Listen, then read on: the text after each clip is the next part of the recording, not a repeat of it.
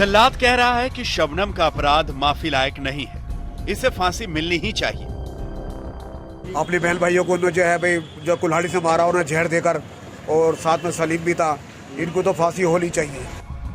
शबनम के चाचा और चाची भी कह रहे हैं कि उनकी भतीजी ने गुनाह अजीम किया है, उसे फांसी की सजा तो होनी ही चाहिए।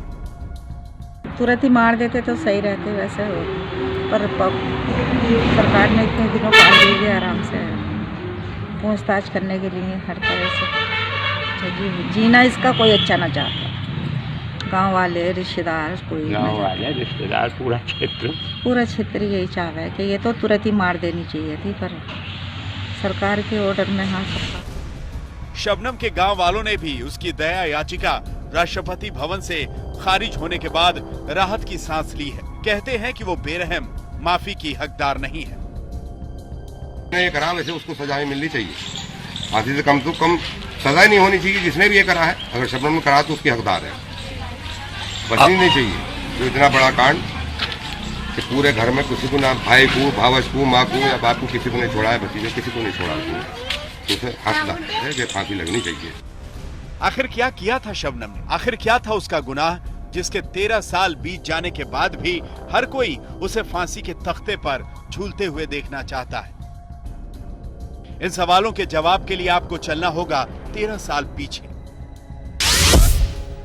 तारीख 14 अप्रैल 2008, जगह अमरोहा का बावनखेड़ी।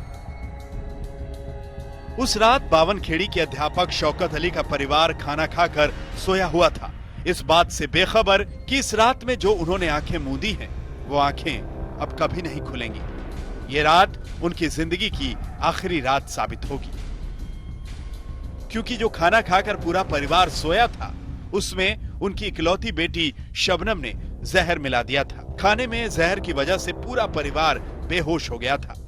इसके बाद आधी रात शबनम ने अपने पति सलीम को बुलाया था। दोनों ने मिलकर परिवार के 7 लोगों की कुल्हाड़ी से गला काटकर हत्या कर दी थी।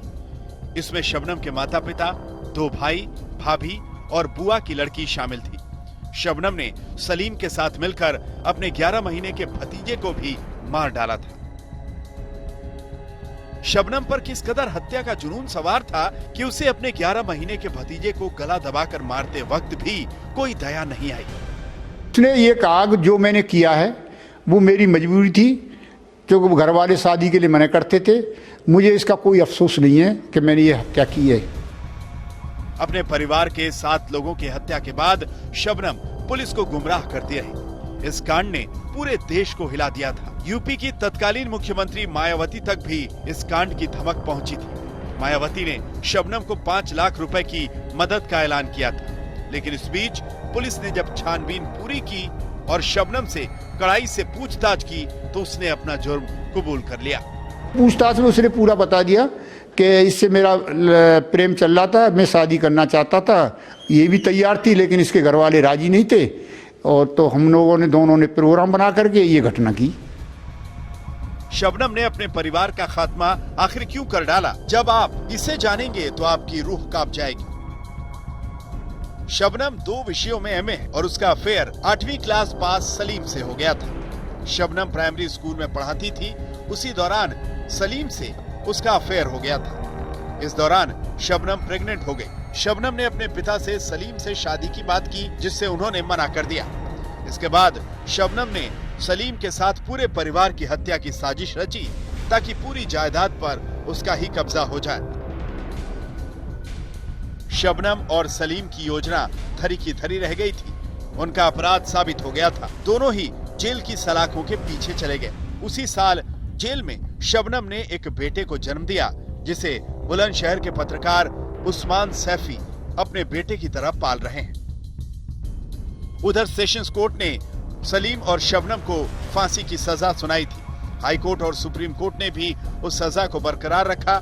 राष्ट्रपति भवन से भी उनकी याचिका खारिज हो गई।